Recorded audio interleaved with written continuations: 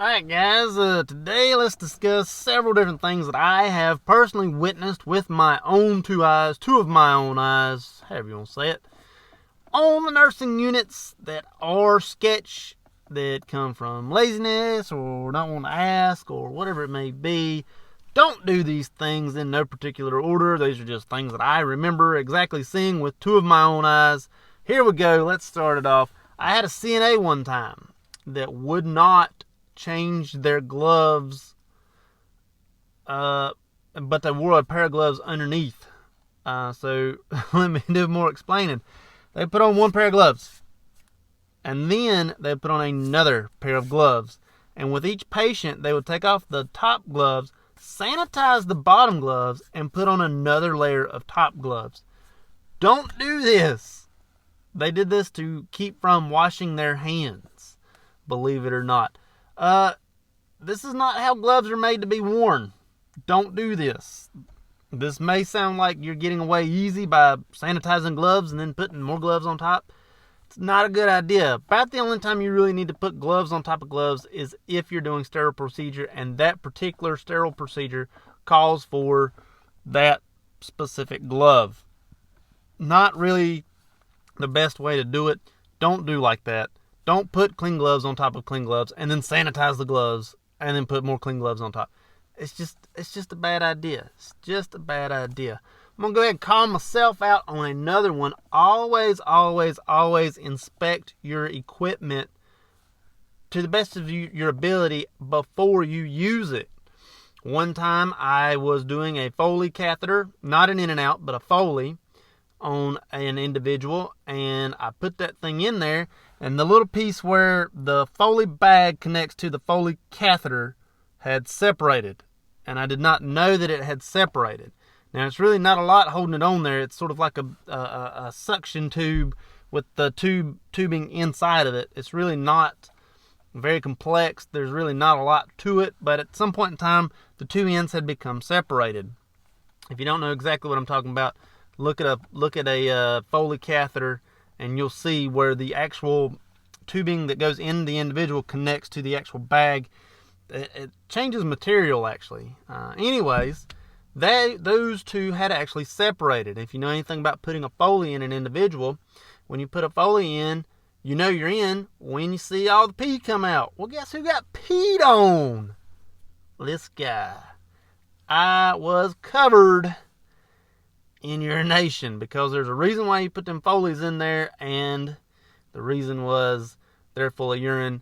And then this cat right here was covered in urine because my Foley bag was not connected to my Foley catheter. Oh, it was my CNA that was actually helping me on that one was grossed out. She was like, I quit today. She was like, Chris, if you keep on going today, I'm going to quit. I'm just going to be done. She was like, I'm done with this. Another story that don't do this.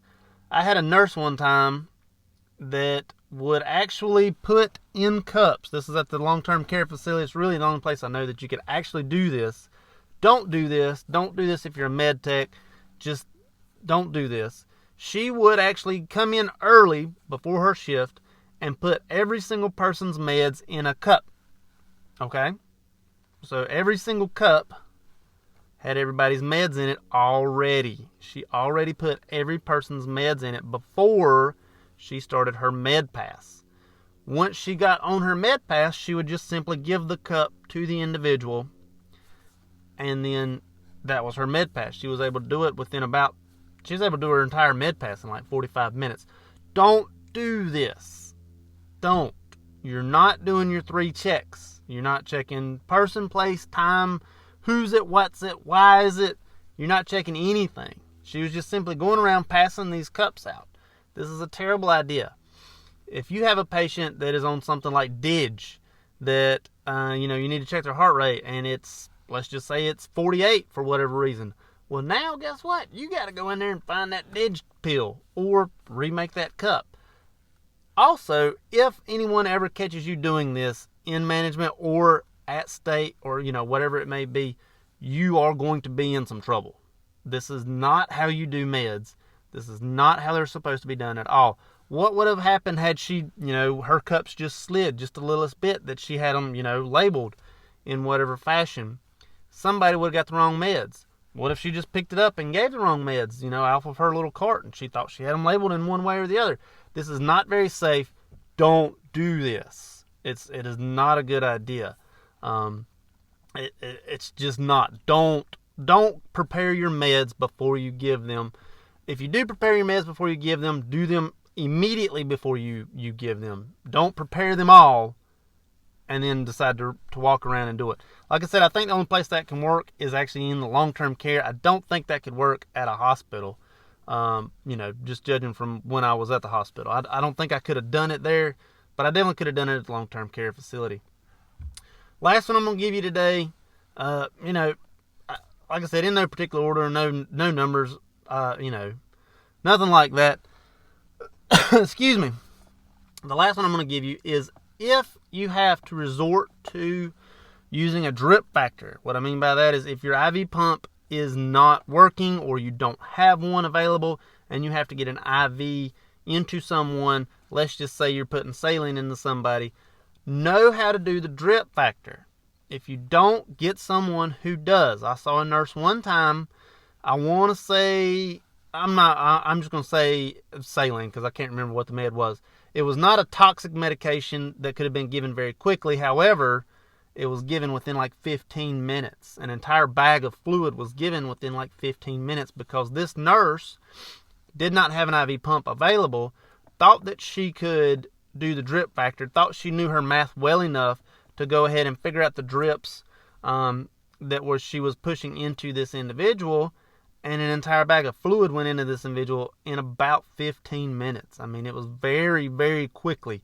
This individual was thankfully really just there for antibiotics and was not there for, say, if they would have been on heart failure or maybe an insulin drip or something like that. If you do decide to do the drip factor without an IV pump, know your math, know what you're doing. If it's a skill you don't know or a skill you don't fully understand, don't do it. Don't touch it. Like I said, thankfully this individual that had this IV fluid come in them very quickly was okay. They said that they just tasted something like it. Their mouth tasted funny. I believe is what they said. Thankfully everything was okay. But if you don't understand how to run the fluids on the IV drip or any equipment, really any equipment, you can hurt somebody doing this. If you don't fully understand what you're doing, don't do it. Get help. Find someone to help you, or wait a minute until the equipment comes available that you do understand. Don't just press on and say, I'm going to be drowning if I don't do this.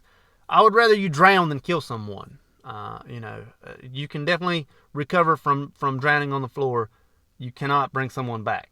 And so fully understand your equipment. If you don't understand your equipment and there is a way around it, fully understand the way around it. I've done drip factors. I know plenty of nurses who've done drip factors. I always run slow, just for that reason. If I, let's just say I figure my math is 10 drips every 15 seconds, I'm probably going to run 9 or 8. I'm going to run slow, and it's always worked for me. But don't do it if you don't understand it. That's just the best I can give you. That's the advice I can give you today. Just a few little things I've seen on the floor with 2 of my own eyes. I hope that helps. If you like this video, check this one out over here. And don't forget to like, share, and subscribe over there. Thank you much.